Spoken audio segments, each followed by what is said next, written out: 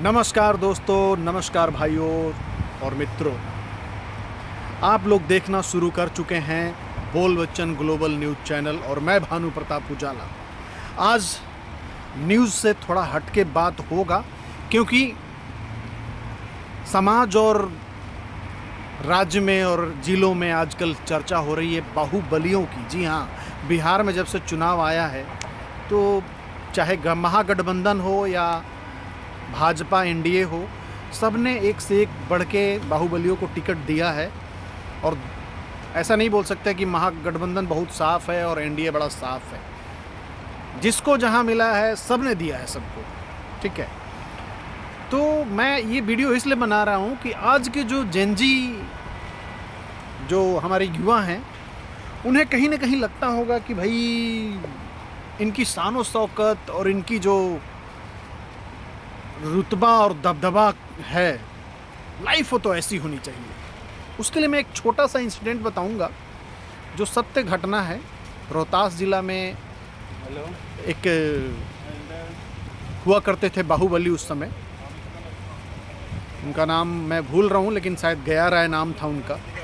मतलब ये कहानी मैं इसलिए बता रहा हूँ कि हमारे जेनजी ये समझें कि आगे फ्यूचर क्या होगा। क्योंकि देखिए हमारे जो युवा हैं उन्हें अभी पता नहीं है, उन्हें सिर्फ दिख रहा है जो चीज़ें दिख रही हैं तड़क भड़क, तो उन्हें लगता है कि यही बेस्ट है, यही टेक्नोलॉजी है, यही इंफ्रास्ट्रक्चर है, इसी तरह आगे बढ़ते हैं। तो मैं इस कहानी का अंश इसलिए बताना चाहता हूँ कि आप लोग समझें कि फ्यूचर क्या है। किसी भी लाइन में जाने से पहले किसी की शान शौकत और किसी की रुतबे को देखकर, तो उस इंसान की कहानी ये है कि वो इंसान उस समय 9 मर्डर किया।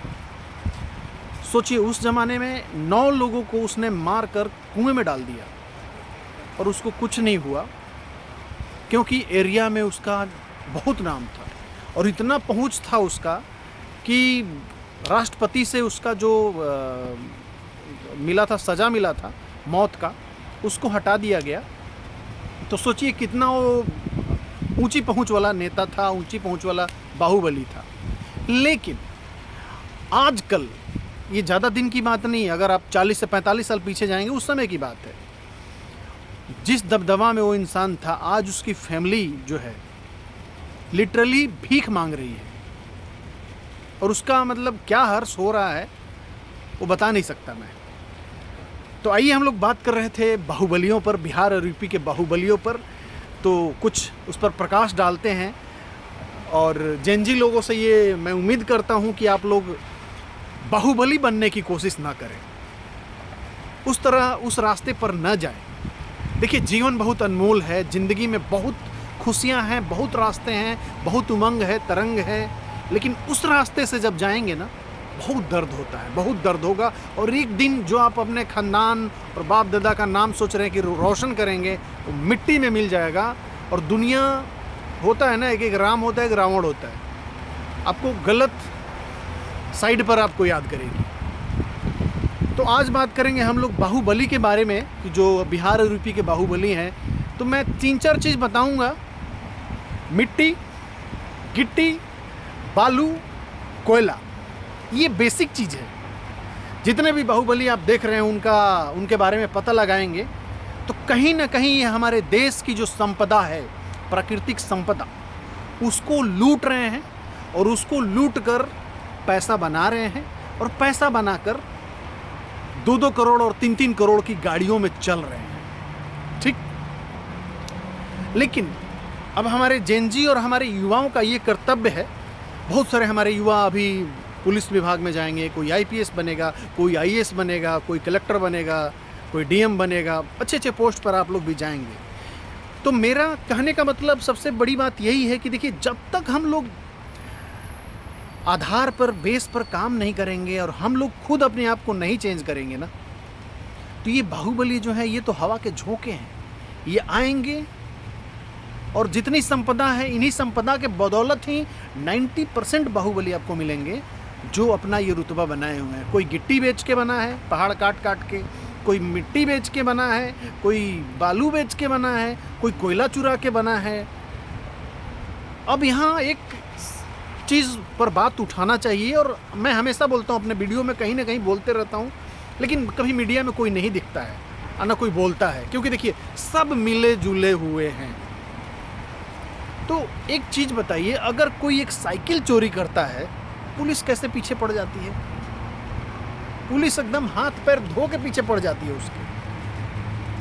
और जब इतनी बड़ी बड़ी चीज़ें कट रही हैं, सोन से बालू निकल रहा है, गंगा का बालू निकल रहा है, सारी नदियों का बालू निकल रहा है, पहाड़ों को काट काट के गिट्टी बना के सप्लाई किया जा रहा है, कोयला खदानों से कोयला अलग से चोरी किया जा रहा है, तो ये चोरी क्या लगता है आपको बिना प्रशासन और बिना राज्य सरकार के मिली भगत के हो सकता है क्या?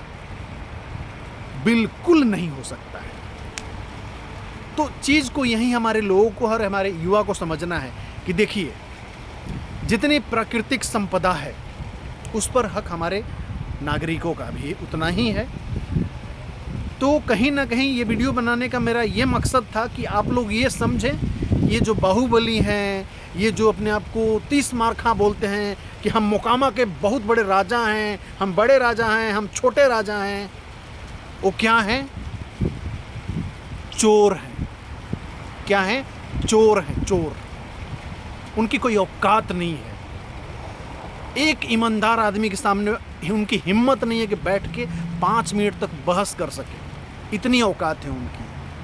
तो इसलिए बस इस वीडियो के माध्यम से मैं यही बताना चाहता हूँ कि हमारे जो युवा हैं, चाहे बिहार के हों, यूपी के हों, झारखंड के हों खासकर, वो इन चकाचौंध भरी दुनिया इनकी देखकर इनको फॉलो ना करें और इनके जैसा बनने की कोशिश ना करें।